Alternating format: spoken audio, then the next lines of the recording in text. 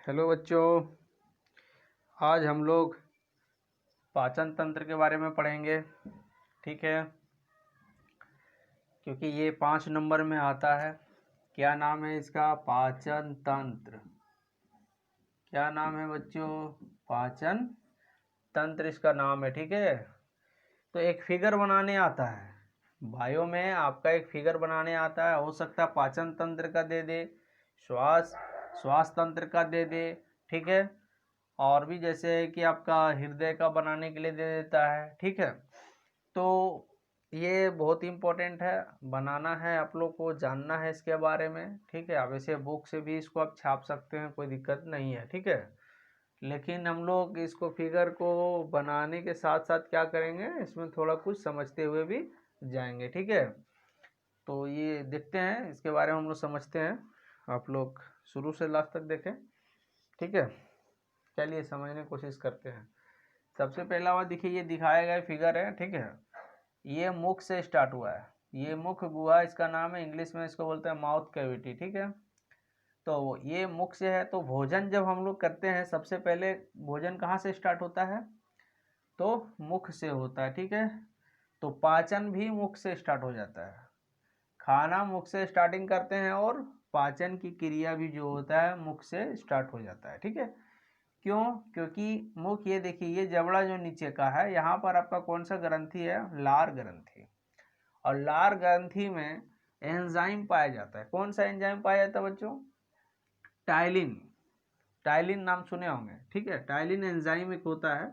ठीक है, वो एंजाइम क्या करता है? यहाँ कार्बोहाइड्रेट को पचाने का काम करता है। क्या करता है?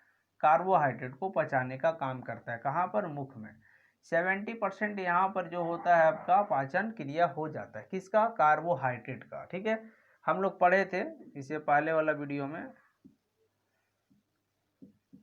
ठीक है, कार्बोहाइड्रेट के बारे में हम लोग पढ़े थे। ठीक है, कार्बोहाइड्रेट क्या होता है? 70% पाचन हो जाता है। पाचन होता है कहाँ पर? तो मुख में। ठीक है, तो इसके बाद भोजन, यहाँ पर जो है आपका सिर्फ कार्बोहाइड्रेट का पाचन होता है, वो भी कितना? 70%। तो बचा क्या यहाँ पर? प्रोटीन। प्रोटीन और वसा। क्योंकि हम लोग हमेशा 3 ही चीज खाते हैं। क्या क्या लेते हैं हम लोग? कार्बोहाइड्रेट, प्रोटीन और वसा। ठीक है, बाकी आप बोलेंगे कि विटामिन खाते हैं, तो ये यहीं से हम लोग को सब चीज़ मिलता है। ठीक है, अब जैसे बोलेंगे हम लोग अम्ल लेते हैं, ऐसा कुछ नहीं होता है, वो सब हार्मोन है, वो ऑलरेडी हम लोग का मम्मी का पेट से मिलता है। ठीक है, तो यहाँ पर देखिए, कार्बोहाइड्रेट पाचन क्रिया मुख से स्टार्ट हो जाता है, बचता क्या? प्रोटीन और वसा। तो आगे आगे जैसे जैसे ये भोजन जाते जाएगा, वो पचना स्टार्ट होगा। ठीक है, तो कार्बोहाइड्रेट तो 70% यहाँ पच गया, तो बचा इसमें कितना? 30%। ठीक है, वो आगे जाके पचेगा। ठीक है बच्चों, तो यहाँ तक तो आप लोग समझ गए होंगे। अब देखिए, आगे देखते हैं हम लोग।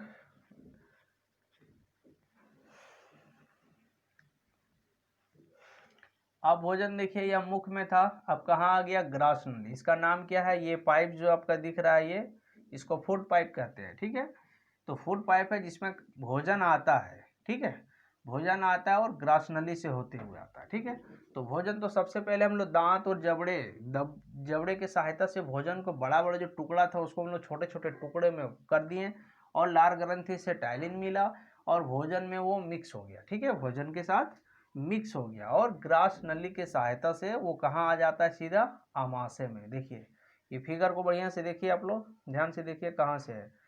ठीक है, ये है आपका आमाशय, ये दिख रहा है, सो आमाशय है। और लीवर कहाँ है? अकृत, जिसको यहाँ पर लीवर लिख दे रहे हैं। ठीक है, ये लीवर है जो आपका ये पार्ट दिख रहा है। तो भोजन आया कहाँ? आमाशय में। भोजन कभी भी लीवर में नहीं आता है। ठीक है, ये आकृत में कभी भी नहीं आता। देखिए, पाइप जो यहाँ से दिख रहा है, ये डायरेक्ट यहाँ से आया और ये पक्वाशय में गया, ना ही अग्नाशय में जाएगा और ना ही आकृत में जाएगा। ठीक है, तो अमाशय में भोजन आया, तो अमाशय में भी क्या होता है? इससे पहले हम पढ़ाए थे, यहाँ पर जठर ग्रंथियाँ होती है, जिसको अमाशय ग्रंथियाँ कहते हैं। यहाँ भी आपका क्या होता है, दो एंजाइम और एक अम्ल होता है। दो एंजाइम कौन कौन सा होता है यहाँ पर? यहाँ पर होता है आपका कौन सा, पेप्सिन और HCl होता है, ठीक है, और एक रेनिन होता है, ठीक है, यहाँ पर स्टेप का होता है। तो दो एंजाइम होता है, दो एंजाइम होता है। पहला एंजाइम का नाम क्या है बच्चों? पहला नाम है पेप्सिन। क्या नाम है? पेप्सिन। और दूसरे का नाम क्या है? रेनिन, ठीक है। और एक अम्ल भी पाया जाता है। क्या पाया जाता है? एक अम्ल भी पाया जाता है। तो अम्ल का नाम क्या है? HCl, HCl, ठीक है। इसको बोलते हैं हाइड्रोक्लोरिक अम्ल, हाइड्रोक्लोरिक अम्ल कहा जाता है, ठीक है। तो यहाँ पर जो पेप्सिन जो होता है वो देखिए मुख में क्या होता है, कार्बोहाइड्रेट को पाचन किया, लेकिन पेप्सिन क्या करेगा? प्रोटीन को पचाता है। किसको पचाता है भोजन? प्रोटीन को। क्या करेगा? प्रोटीन को किस में चेंज करता है बच्चों? पेप्टॉन्स में चेंज करता है, पेप्टाइड्स और पेप्टॉन्स में। रेनिन किसको पचाता है? दूध को। रेनिन किसको पचाता है? दूध को। तो दूध में भी प्रोटीन पाया जाता है। कौन सा प्रोटीन में पाचन करता है? कैसिन प्रोटीन में, ठीक है। तो ये कहाँ पर है? आमाशय में। फिर भोजन आमाशय से होते हुए कहाँ आता है? नहीं लीवर में जाता है और ना ही ये अग्नाशय में। देखिए ध्यान से देखिए, किसको लीवर कहा जाता है? देखिए ध्यान से, ये लीवर है और ये आपका अग्नाशय है। तो भोजन यहाँ से होते हुए डायरेक्ट कहाँ आ गया? देखिए पक्वाशय में आया। ये पाइप दिखा रहा है पक्वाशय। पक्वाशय को इंग्लिश में क्या कहा जाता है? ड्यूडेनम बोला जाता है। इसको क्या बोलते हैं बच्चों? ड्यूडेनम, ठीक है, ड्यूडेनम, इसको ड्यूडेनम कहते हैं, ठीक है। इससे पहले भी बताए थे ड्यूडेनम के बारे में, ठीक है। तो भोजन जो होता है कहाँ पर आ जाता है? पक्वाशय में। पक्वाशय में होता है ये। अब यहाँ पर समझने वाली चीज़ ये है, भोजन तो पक्वाशय में आ गया, तो अग्नाशय और लीवर का फिर क्या काम रहा? यकृत और अग्नाशय फिर क्या करता है? इसका क्या रोल है? तो इसके बारे में समझते हैं। तो देखिए यकृत में यहाँ पर जो होता है, एक पीत रस का नाम सुने होंगे, ठीक है। तो पीत रस जो होता है वो 24 घंटा, पीत रस 24 घंटा स्रावित होते रहता है। कहाँ से होता है बच्चों? यकृत से। और ये यकृत से होते रहता है 24 घंटा। तो स्रावित इतना ज़्यादा होता है कि ये आके कहाँ जमा हो जाता है बच्चों? पित्ताशय में। इसको बोला जाता है गोल ब्लैडर, ठीक है। इंग्लिश में इसको क्या बोलते हैं? गोल ब्लैडर, ठीक है। तो ये कहाँ जमा हो जाता है बच्चों? पित्ताशय में। और जो बचता है वो कहाँ आ जाता है? वो आता है पक्वाशय में। देखिए यहाँ पर, तो भोजन मेरा यहाँ पर है, ठीक है, भोजन मेरा यहाँ पर है। तो इससे पहले जो हम लोग HCl जो पढ़े थे, HCl का काम ये था कि जो यहाँ अग्नाशय में जो भोजन था उसको अम्लीय बना देता है। और अम्लीय जो बनाता है उसके अंदर जितना भी कीटाणु, भोजन के साथ में अगर कुछ ऐसा कीटाणु जो आता है उसको क्या करता है? वो मारने का काम करता है। और रेनिन और पेप्सिन को भी एक्टिवेट करता है, ठीक है। वो HCl का काम था। तो यहाँ पर आ गया पक्वाशय में। पक्वाशय जब भोजन तो अम्लीय था, लेकिन पित्त रस क्या होता है? क्षारीय होता है। पित्त रस जो होता है जो पित्ताशय में है वो क्षारीय होता है। वो कहाँ आ जाता है? पक्वाशय में। क्योंकि यहाँ जमा होने के बाद, इस जगह पर जमा होने के बाद जो बचता है वो बहुत सारा कहाँ आ जाता है? पक्वाशय में। तो भोजन को क्या करता है? वो क्षारीय बना देता है। क्या करता है? भोजन को क्षारीय बना जाता है। और अग्नाशय से 3 एंजाइम अग्नाशय से भी आता है। तो देखिए ये जो पाइप दिखा रहा है आपका, देखिए ये पाइप जो दिखा रहा है वो कहाँ आ रहा है? ये देखिए अग्नाशय, और ये है आपका यकृत का। देखिए ये वाला पाइप, ये वाला पाइप देखिए ध्यान से, ये वाला पाइप। तो ये यकृत का जो पित्ताशय से जो पित्त रस निकला वो यहाँ आ गया अग्नाशय। अग्नाशय वाला ये दोनों सब कहाँ मिल गया? इस जगह पर, जिसको बोलते हैं पक्वाशय। देखिए इस एरिया पर आ जाता है। खाना आप यहाँ पर है, ठीक है। तो अब हुआ क्या? अग्नाशय से 3 एंजाइम निकलता है। पहला लाइपेज, ठीक है, और ट्रिप्सिन, और कौन कौन सा आता है? लाइपेज हो गया, ट्रिप्सिन हो गया, ठीक है बच्चों। तो क्या बोलेंगे इसमें हम लोग? पहला यहाँ पर क्या क्या आता है? लाइपेज हो गया, ट्रिप्सिन हो गया और इमाइलेज हो गया। तो आप पहले देखें जो मुख में था वो कार्बोहाइड्रेट को पचाया था 70%, फिर भी तो 30% बचा है। यहाँ पर जो प्रोटीन पचा हुआ था वो प्रोटीन 90% बचता है। कितना परसेंट? 90%, ठीक है। प्रोटीन कितना परसेंट बचता है? बच जाता है 90, तो बचा हुआ पार्ट कितना है 10%, ठीक है। अब देखिए 10% कहाँ आके बचेगा, इस एरिया में, ठीक है। तो वसा तो अभी भी पूरा बचा हुआ है, वसा तो पच नहीं रहा है, तो वसा का पचाने का कौन काम करता है, तो देखिए ये पीत रस जो होता है, ये पीत रस, यहाँ जो पीत रस है वो पीत रस क्या करता है, वसा देखिए इतना बड़ा बड़ा ड्रॉप में होता है, इसको छोटा छोटा ड्रॉप में तोड़ने का काम करता है कौन, पीत रस, क्योंकि बॉडी कभी भी बड़ा ड्रॉप को एक्सेप्ट नहीं करता है, इसीलिए छोटे छोटे ड्रॉप में उसको तोड़ना पड़ता है, ठीक है। ज़्यादा खींचने से वीडियो और लंबा हो जाएगा, देखिए आप लोग समझने की कोशिश करिए। तो ये क्या करना है कि बड़ा बड़ा ड्रॉप्स जो है, ये छोटे छोटे ड्रॉप में जो टूटता है इसको एमल्सीकरण कहते हैं, जिसको आप बोल सकते हैं पाइसीकरण। क्या बोल सकते हैं इसको बच्चों, पाइसीकरण, ठीक है।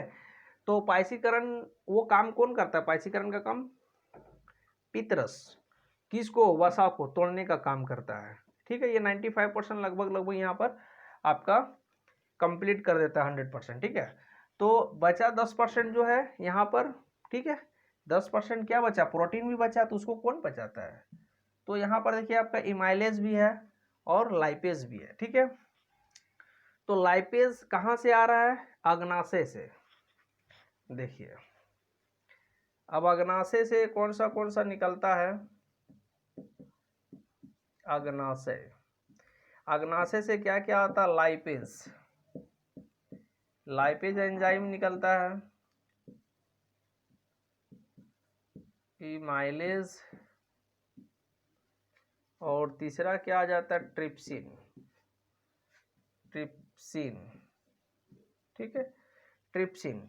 ये 3 एंजाइम कहाँ से आता है, अग्नाशय, अग्नाशिक रस, जो अग्नाशिक जो है यहाँ से, अग्नाशिक ग्रंथि जो है वहाँ से क्या करता है आपका लाइपेज, इमाइलेज और ट्रिप्सिन 3 निकलता है। ये क्या करता है, प्रोटीन को पचाने का काम करेगा, ठीक है। लाइपेज क्या करता है, वसा को पचाने का काम करेगा, ये प्रोटीन को, और इमाइलेज कार्बोहाइड्रेट को, बचा हुआ चीज को पूरा यहाँ पर कंप्लीट ये तीनों पचा देते हैं, ठीक है।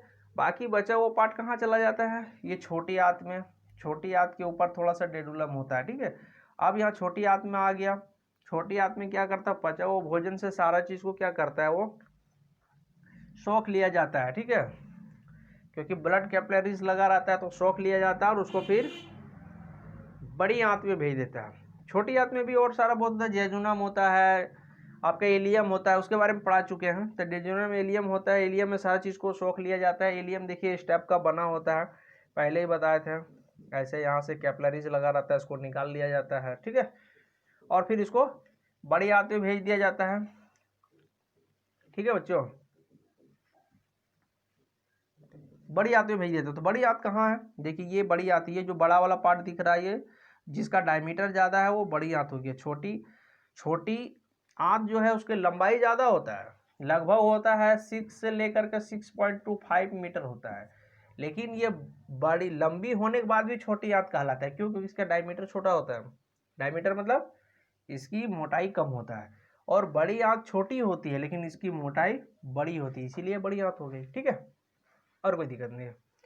तो बड़ी आंत में आएगी, बड़ी आंत में भी होता है, सीकम होता है, क्रोनल होता है, ठीक है। तो सीकम से होते हुए, क्रोनल से होते हुए ये गुद्दा पास आता है, और यहाँ से फिर मल के रूप में क्या करता है, इसको बाहर कर दिया जाता है। तो ये तो हमने क्या किया, फिगर के साथ साथ थोड़ा सा आप लोग को समझाने की भी कोशिश की है। तो आप लोग को जो एग्जाम में आएगा सिर्फ बोलेगा पाचन तंत्र का नामांकित चित्र बनाइए, मतलब एक फिगर बनाइए, तो आप लोग को सिर्फ फिगर बनाना है। लेकिन फिगर के साथ साथ आप लोग को हम थोड़ा सा कैसे पाचन क्रिया होता है वो भी समझाएं। आप इसके बारे में यहाँ लिख सकते हैं, पाचन क्रिया अगर दे दे कि पाचन क्रिया कैसे होता है और उसका नामांकित चित्र बनाए, तो दोनों चीज़ को आपको लिखना पड़ेगा, ठीक है। तो देखिए आप लोग यहाँ से समझिए, फिगर को बढ़िया से देखिए, नए अगर फिगर को थोड़ा सा जूम कर देते हैं और अच्छा से आप लोग देखने समझने की कोशिश करिए, ठीक है। देखिए, तो उम्मीद करते हैं कि आप लोग को ये वीडियो अच्छा लगा हो, ठीक है। अगर पसंद आया हो तो आप लोग लाइक और शेयर जरूर करें, ज़्यादा से ज़्यादा बच्चों को बताएं आप लोग, ठीक है, और कमेंट भी करें कैसा लगा कि नहीं बताइए। तो सिर्फ ये फिगर है, तो देखते हैं, नहीं हो तो हम लोग क्वेश्चन बनाएंगे नेक्स्ट वीडियो में, ठीक है, फिगर के साथ साथ। तो ये फिगर है, सिर्फ फिगर बताना रहता तो 2 मिनट का काम था, हमने थोड़ा सा इसमें आप लोग को पाचन कैसे कैसे होता है वो भी थोड़ा बताया, ठीक है। ठीक है बच्चों, थैंक यू।